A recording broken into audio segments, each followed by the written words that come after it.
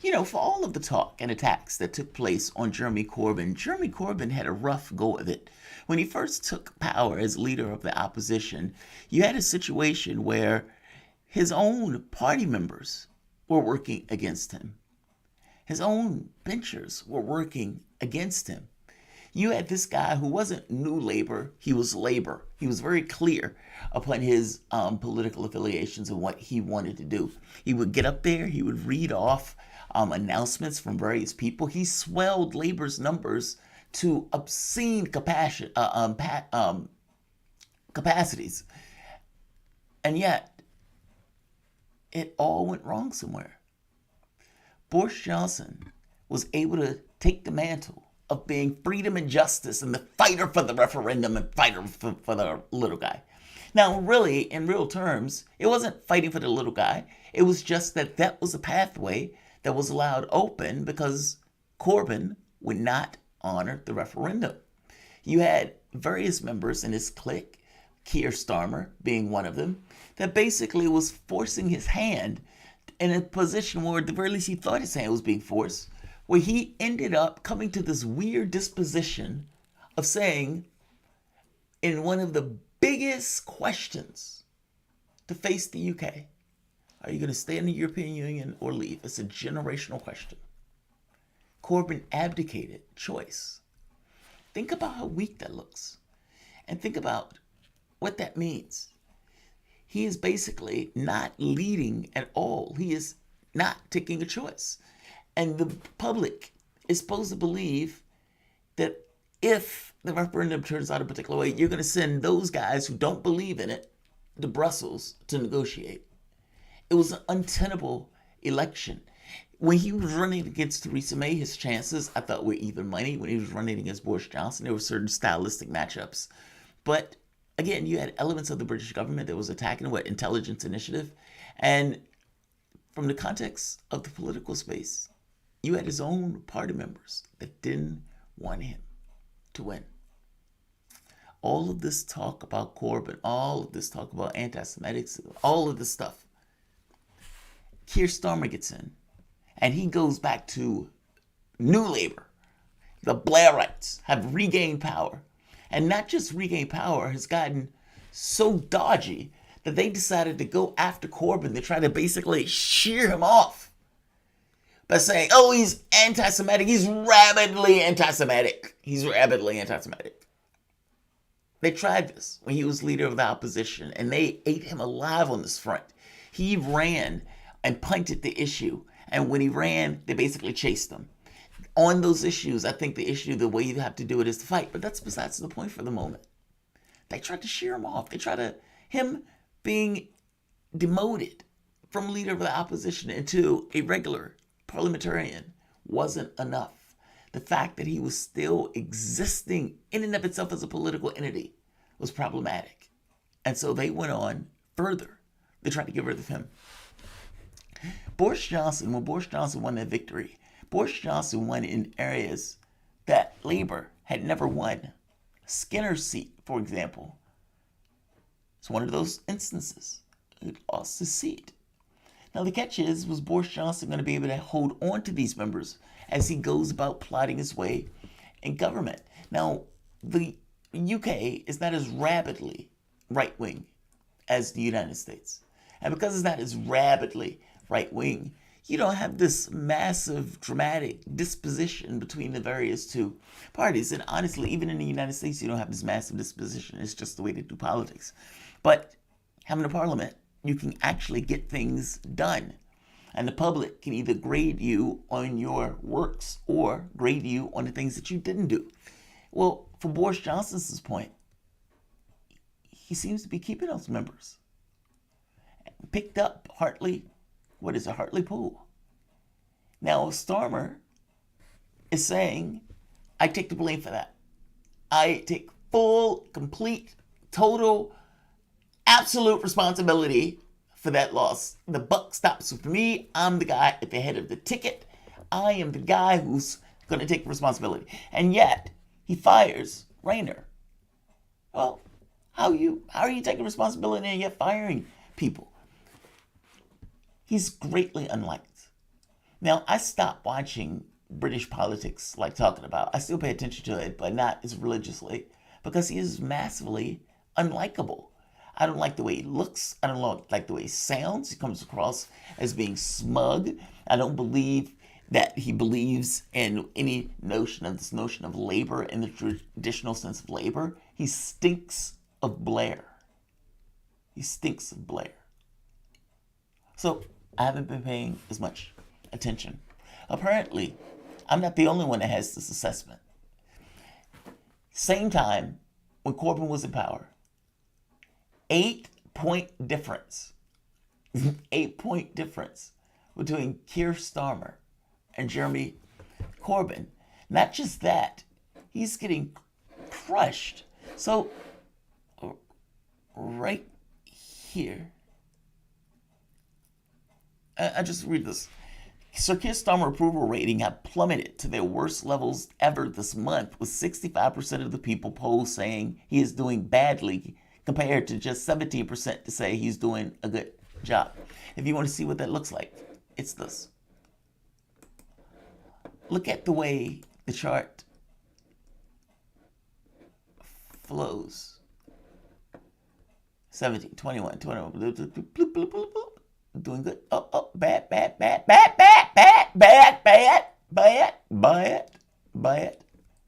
don't know why I get country the worst again. Bad. And then, I guess the benefit of the doubt, realizing what they got. Definitely realizing what they got. 65. I mean, this is horrible polling. Like, this is just plummeting. Plummeting is the right word for it. All right, so fair enough. Well, Starmer, here's another one. Right, where is it? All right, Starmer's approval rating has fallen to negative 48. Worst ever rating. Keir Starmer approval rating with YouGov is now worse than Corbyn's approval rating at the same time when they were in leadership, right here. Corbyn, 21%, badly 61%, net rating negative 40. Starmer, net negative 48. Net negative 48. Now, you do the math. You have a situation where you may have, let's say, New Labour, and you may have people who might be Corbynites who may have the question of whether or not they're going to work with New Labour to get this or that done. Now, if it's anything like the United States, the left despises the Democratic Party, but you may have a faction of left Democrats that are willing to kind of work in tandem with this. Well, the question becomes the left in the UK. But trying to get Corbyn kicked out of the party, especially over anti-Semitic tropes, is low. Is very, very low. And I would imagine that you make yourself radioactive to anybody that see you doing just that. I don't even know why you would do that if you didn't necessarily, meaning the level of hatred that would have to exist for you to do something like that and go after one of your own in this particular way. And after going after your own in this particular way, what did you think they were going to do after the fact? Did you think it was going to be bygones? Meaning, I'm making the point that these numbers are indicative of Starmer himself. Whatever people want to think of Labour and everything else, fair enough, but this is Labour under his leadership. And people's public opinion of him is dramatically worse in comparison to Corbyn. Because whatever you want to think about Corbyn, he was earnest. He came across, he tell you what he thought. And you might have thought he was too far to the left, but he was honest about where he was. Starmer is basically a lawyer, somewhat swarmy, and yeah, he stinks of Tony Blair. And in this case, the public apparently noticed.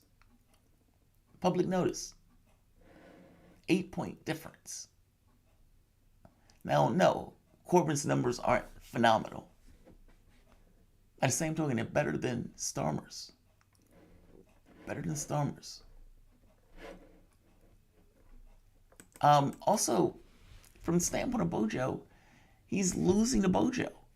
I mean, now Bojo might have bungled the initial vaccine rollout. I mean, the initial virus itself. But after that, somewhere along the line, Bojo has been able to show a certain degree of competence in what he has been doing in the context of the vaccine, getting the vaccine out, and dealing with that. And that competence is being rewarded by support. And so this notion that the people were going to fall away immediately after the last election, that has not bared out. At least I don't think so up to this point. At least it doesn't look like it, just based on the levels of popularity of the various people involved in this. Sturgeon is an interesting cat, whether or not she's going to be able to get the vote for Scotland. She's saying yes. Borscht is saying once in a lifetime. But that's secondary to the main point. The only point I'm trying to make here is, for all of the talk, for all of the new labor, for all of the we need another direction and everything else, basically the public was receptive to those bold ideas. And if it wasn't a situation where, let's say, this huge generational question was looming over Corbyn's head, and Corbyn extricated himself from it, looking utterly ridiculous in the process. Meaning, if that wasn't the situation and they were running, but this is if the world were made of, if ifs and ands were pots and pans, the world would be a kitchen. And the world is not a kitchen. There are kitchens in the world, but the world is not a kitchen in and of itself, at least not that we know of. We could be a little box sitting in the corner somewhere, but even that is not necessarily a kitchen. At the end of the day, those ifs and ands don't apply. What's real is what happens. And up to this point, Starmer, who's saying the buck stops here, is going to take, not so much. Not so much. Corbyn could have ran Labour if Corbyn would have got the support that he needed. And you could say that's a leadership failing. Fair enough. Maybe there is leadership failing on his part. But Starmer is not the answer. Starmer is not the answer. And don't take my word for it. How is he squaring up against Boris Johnson? I mean, for God's sake. Here, let me get numbers.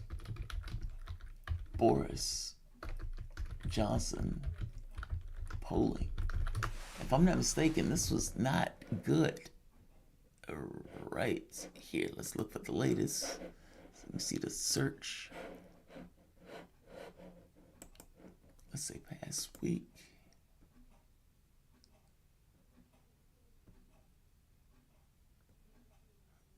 Yeah, come on. Let's see where is it? Right here, Starmer's where's Labour reshuffles team after UK poll drumming. Oh, this is a great one. This is a great one. This is a great pick. Yeah, this is a great pick. So, this is Rayner in the background. That's the one that he ditched. Now, again, after losing Hartlepool, he blames her for that loss, despite the fact of saying he's taking the blame. Now, right here, 1974. So that was the first time a Tory had won that seat since 1974. I was looking specifically 143 English council elections. The Tory gains control over 13, while Labour lost power in 8. Ouch! Conservatives gained 235 conciliaries across England, and Labour lost 326. Put that in perspective. The person who's head of the ticket is Keir Starmer. It's his face. He's Labour.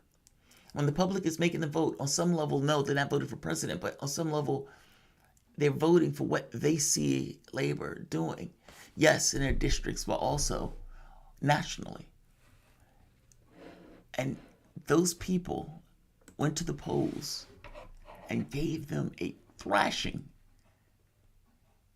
In Scotland, pro-independence parties won most of the seats in Edinburgh Parliament. Nicola Sturgeon's National Party continues to dominate forms of government, but fell short of an outright majority with 64 out of 129 seats available. In Wales, the incumbent Labour administration had power, winning 30 of 60 seats in Cardiff. In London, Labour Sadiq Khan was re-elected in other mayoral.